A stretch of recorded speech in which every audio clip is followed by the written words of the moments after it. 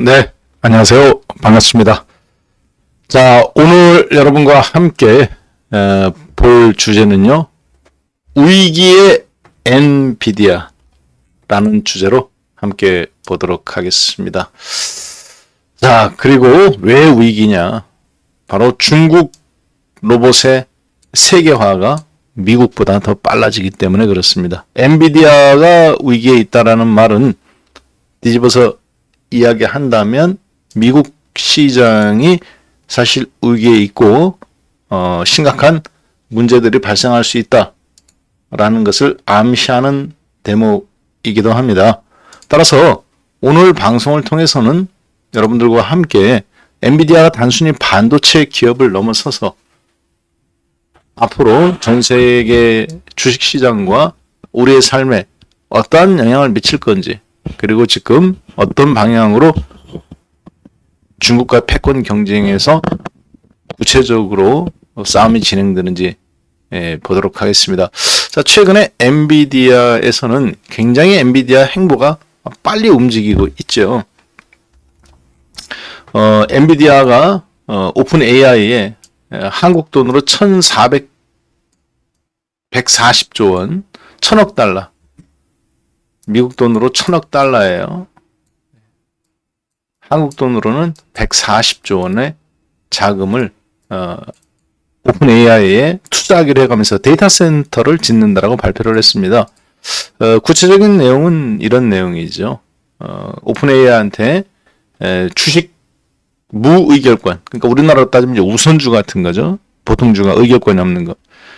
그것을 투자를 하고 오픈 AI는 그 돈을 갖다가 데이터 센터를 짓고, 그리고 그 데이터 센터에 들어가는 칩은 엔비디아 칩을 구매하는 방식으로 하겠다라고 발표를 했어요. 굉장히 큰 돈입니다. 1000억 달러면. 왜냐하면 지금까지 단일 규모로서는 스타게이트 프로젝트가 지금까지 한 2000억 달러 집행했고 지금 3000억 달러 집행 중인데, 사실 이 스타게이트 프로젝트의 일환 5000억 달러 소프트뱅크 손정 회장이 하시는 거에 거기에 힘을 좀 더 실어주는 거라고 봐야 되겠습니다. 자, 그런데 엔비디아가 이렇게 하는 행보 이면에 또 최근 들어서 엔비디아는 인텔의 지분도 또 투자했어요. 미국 정부가 인텔의 트럼프 대통령의 권유에 의해서 10% 인텔 지분을 확보했죠. 엔비디아도 50억 달러, 한국 돈으로 대략 한 7조 원 정도 금액을 투자를 해가면서 4% 지분을 확보를 했습니다. 자, 그리고 인텔은 또 빅테크 기업들한테 본인들의 지분을 지금 넘겨주고 타진하고 있단 말이에요. 자, 이것이 이렇게만 보면은 굉장히 엔비디아 입장에서는 견고하게 자신의 아성, 자신의 성을 세계관을 구축해 가고 있다고 그렇게 좀 판단이 됩니다. 자, 중요한 건 핵심 포인트는 저는 여기에 있다라고 근데 보여져요. 왜 자꾸 엔비디아가 본인들이 하고 있는 AI 반도체 공급업자죠, 사실은. 애플이라든가 마이크로소프트나 오픈 AI나 혹은 미국의 손정 회장의 스타게이트 프로젝트나 그리고 또 테슬라 같은데 AI 칩을 공급해 주는 겁니다. 자, 그런데 지금 엔비디아는 그 칩을 수요하는 사람들과 자꾸 지금 손을 잡아요. 무슨 얘기냐면 엔비디아는 그동안 AI 반도체 칩을 설계를 해서 대만의 TSMC한테 만들으라고 하는 겁니다. 그러면 그걸 만들면 거기다가 우리나라 하이닉스의 메모리 반도체, HBM3 반도체를 납품을 받아서 이 두 개를 하나로 세트를 묶어서 이런 걸 만들어내는 거죠. H100 반도체라든가 혹은 블랙웰 100. 이게 지금 보시면 이렇게 스팸, 명절에 선물해주는 스팸 사이즈만 해요, 딱.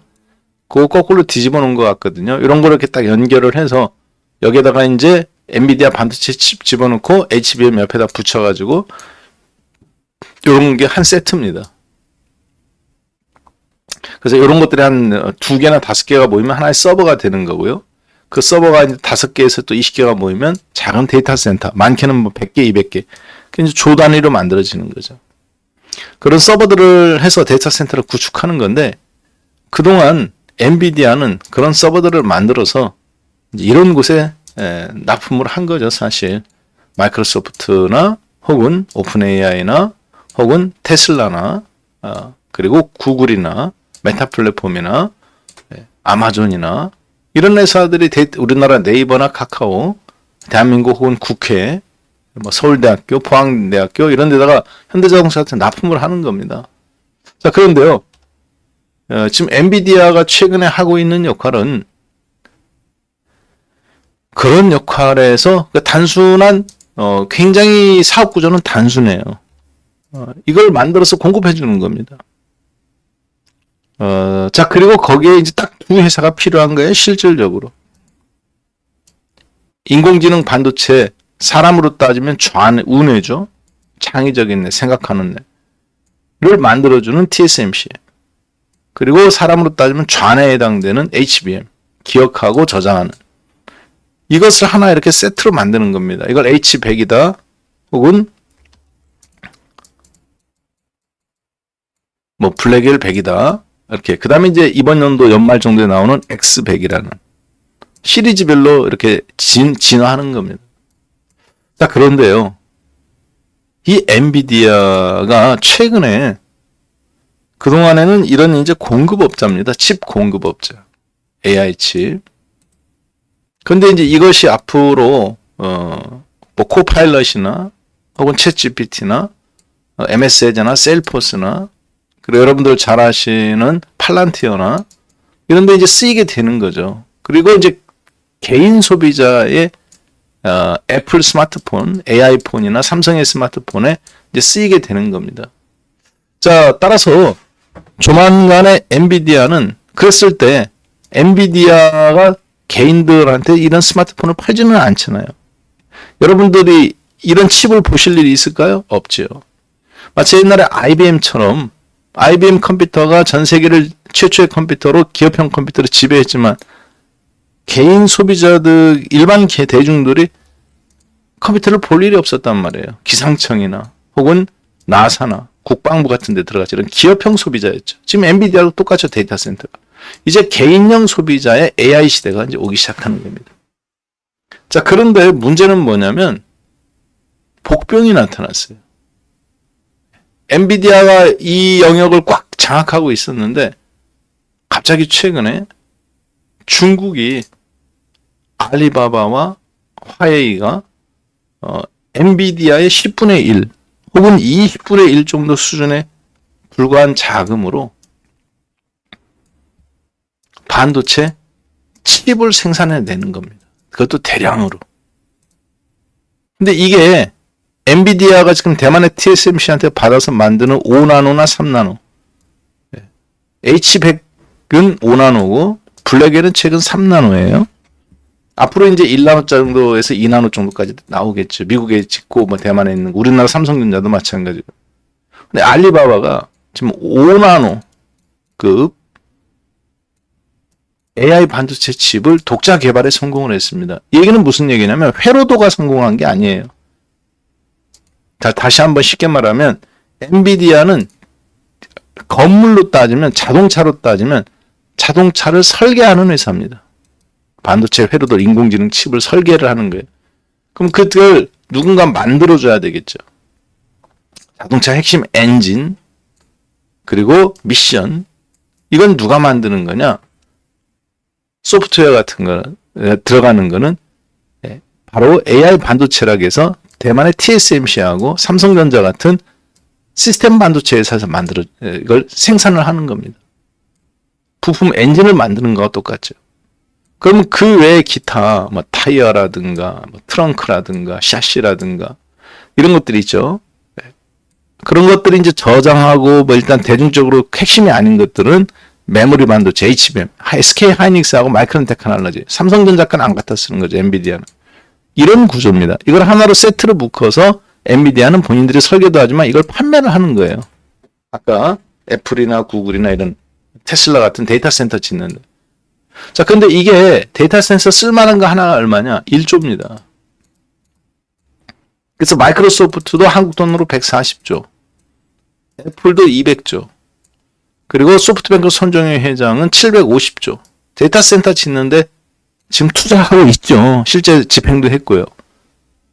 자, 그런데 알리바바는 그 반도체 칩을 본인들도 엔비디아처럼 설계를 하는 겁니다. 자, 그리고 전자상거래 업체인데 그걸 대량 생산이 지금 가능하게 만드는 거예요. 5나노짜리가.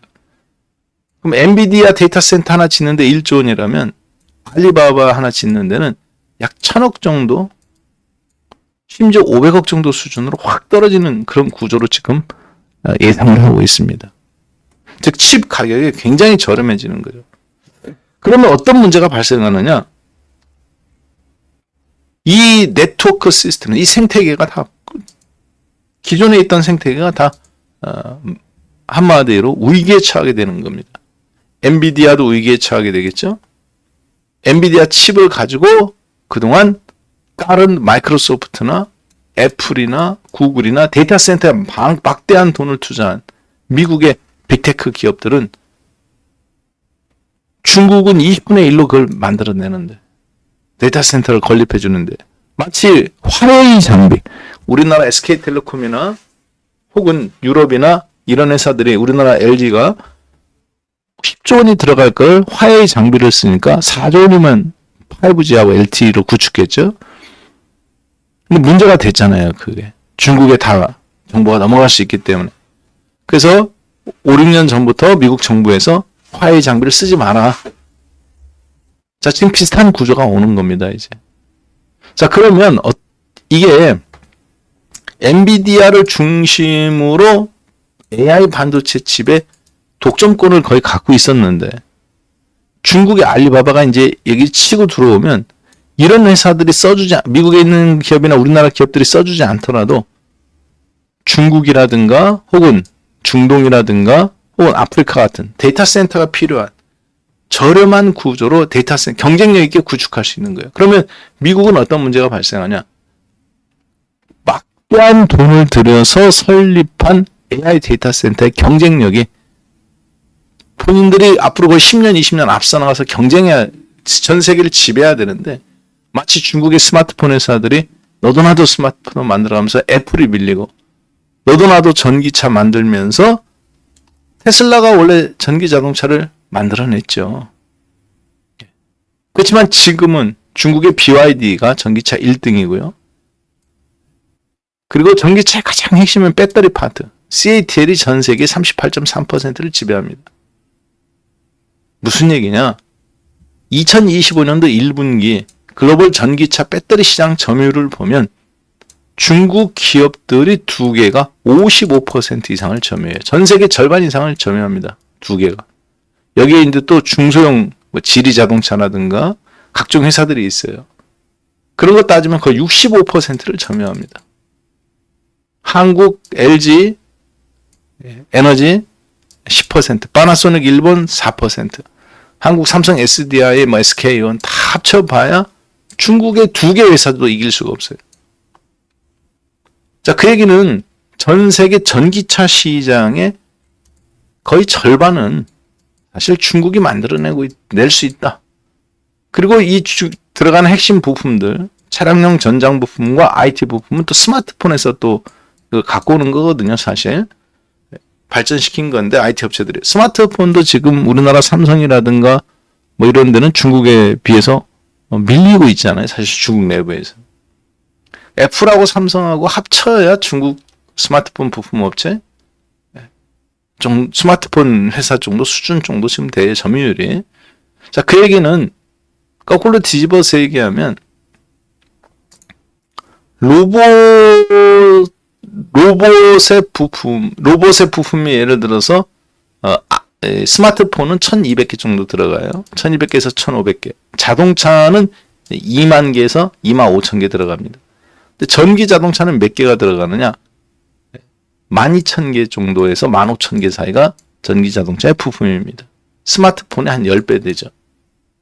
자, 그런데 전기차 12,000개 들어가는 부품이 로봇에 몇 퍼센트가 그대로 쓰이느냐? 80% 이상이 지난주에 말씀드렸다시피 제가 이번 주에는 지난주에 앞으로 로봇 시대라고 언급을 드렸잖아요. 자, 그래가면서 여러분들한테 로봇 관련주들 계속 언급을 드렸습니다. 한국의 LG엔텍이라든가 그 로봇주들이 앞으로 테마가 계속 될 거다. 근데 자동차 부품의 80%를 테슬라는 그대로 갖다 씁니다. 즉 로봇이라고 해서 새로 공장을 짓는 게 아니에요. 테슬라 공장에 있는 부품을 그대로 갖다가 로봇 부품이 예를 들어서 3,000개가 들어간다. 혹은 2,000개가 들어간다. 그러면 이미 1,500개 이상은 전기차 걸 갖다가 그대로 다 똑같이 갖다 쓰면 되는 겁니다. 따로 공장을 지을 필요가 없어요, 부품. 나머지 센서라든가 합금이라든가 이 정도만 어차피 여기 맞게 찍어내면 된단 말이에요. 자, 그러면 제가 하고 싶은 얘기는 무슨 얘기냐? 사람들은 엔비디아를 지금 반도체 회사로 자꾸 봅니다. 자, 그런데요. 조금 큰 그림으로 본다면 AI 반도체를 독점을 하면, 즉 미국이 지금처럼 우위를 가지면 알리바바라든가 이런 회사가 만약에 엔비디아보다 경쟁력 있게 칩을 만들어내지 못한다면 중국 업체들이 엔비디아는 앞으로 본인들이 갖고 있는 이 인공지능 칩 데이터 센터를 가지고 전기 자동차가 자율주행을 하듯이 테슬라의 인공지능 휴머노이드 로봇 버전 3인데요.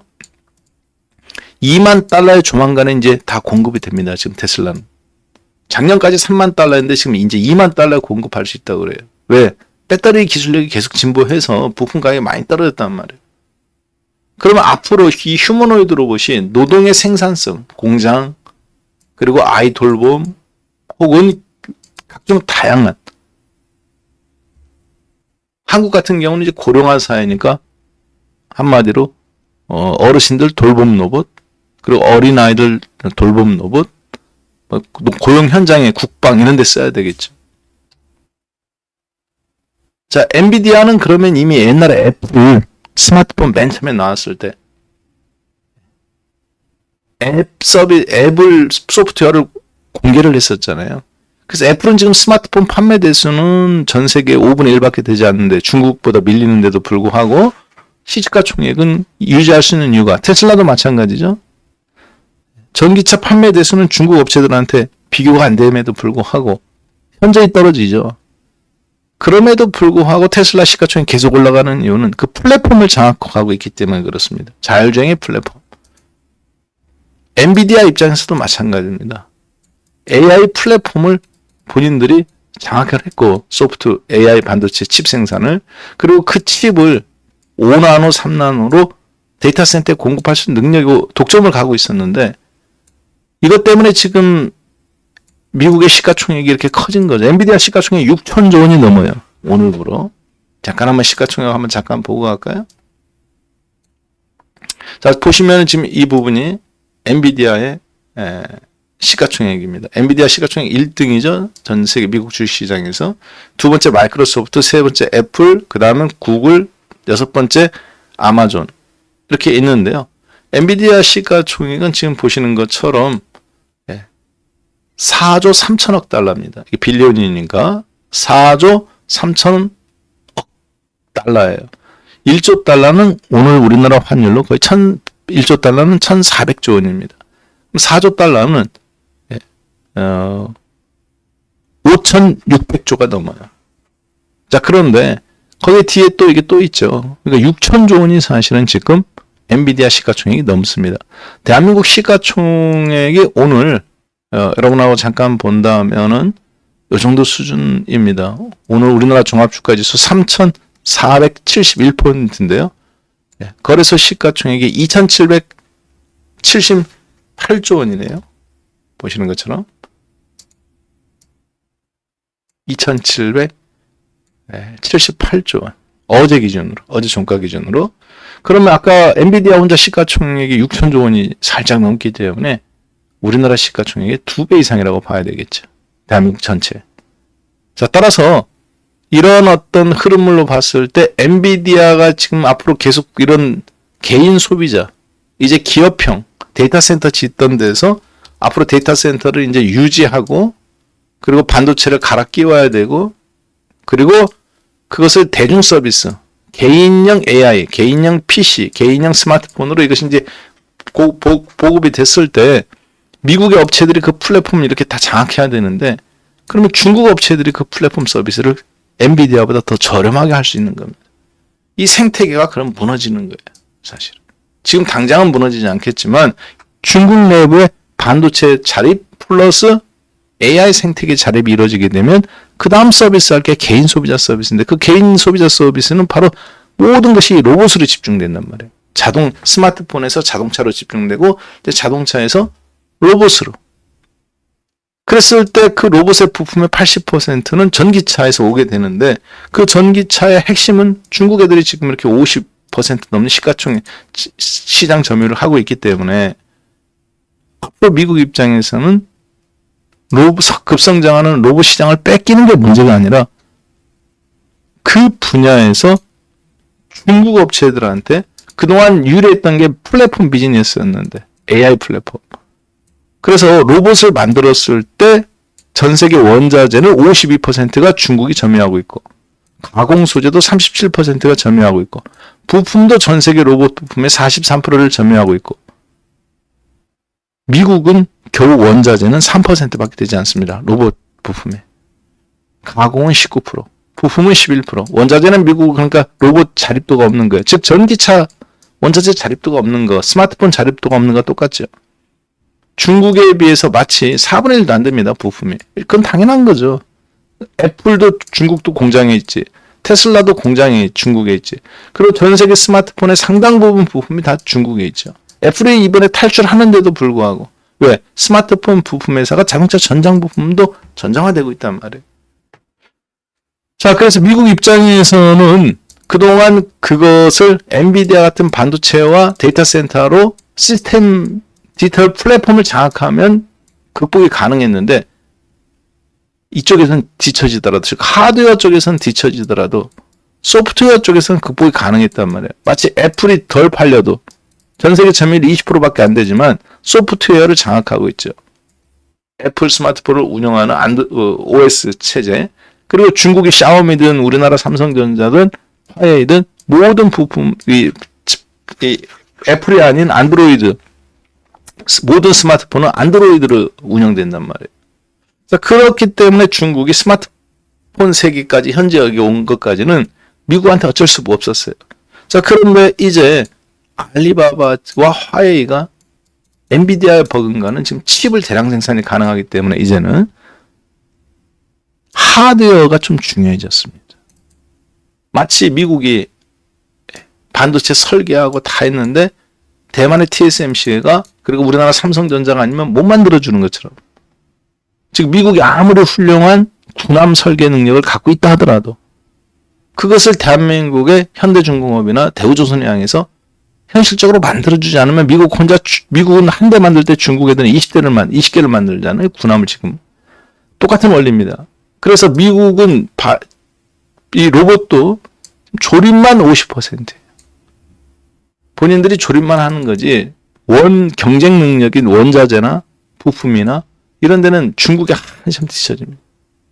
자, 저는 여기에 지금 미국의 딜레마가 있다고 봅니다.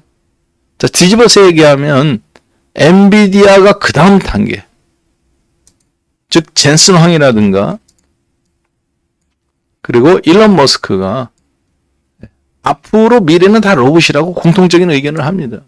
2040년 테슬라는 10억대의 로봇을 생산하겠다. 즉 전기차 회사가 아니라 로봇을 만들어서 자율주행, 인공지능 AI 소프트웨어를 얹어서 이제 서비스를 제공하겠다는 거죠.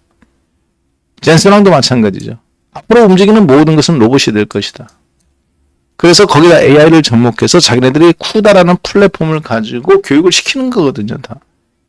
알리바바가 그런데 이 엔비디아의 쿠다 프로그램까지 호환이 된단 말이에요. 여러분 같으면 한 개당 2만 달러짜리 칩을 사서 쓰겠습니까? 아니면 1000달러짜리 사서 쓰겠습니까? 알리바바가.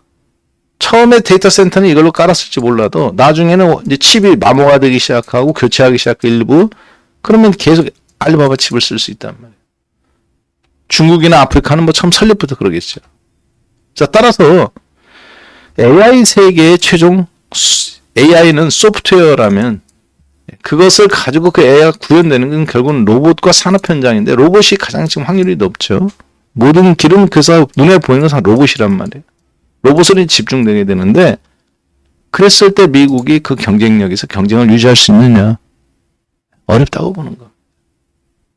엔비디아의 그런 어떤 이런 비교 우위, 독점 칩 공급 능력, 이 생태계가 알리바바나 화웨이 때문에 깨지기 시작한다면 결국은 엔비디아의 위기는 시가총액 6천조짜리, 즉 4,300억 달러짜리 이 엔비디아 주가의 위기는 마이크로소프트나 테슬라나 이런 회사들의 위기이기도 하죠. 미국 내에서. 결국 우리나라 반도체에도 위기가 되겠죠. 따라서 지금 미국과 중국은 패권 경쟁을 하는 게 맞습니다. 근데 그게 군사적이고 경제적이고 이런 패권 전쟁이 있습니다. 주식에서는 어디서 지금 붙고 있는 거냐? 여러분들 보시는 지금 알리바바와 엔비디아. 그리고 이들이 최종적으로 붙는 곳은 그 칩을 가지고 인공지능 칩을 만들어서 붙는 곳은 로봇을 누가 거기다 먼저 서비스를 이런 걸 제공하느냐. 이제 이건 하드웨어죠, 결국은. 눈에 보이는 거.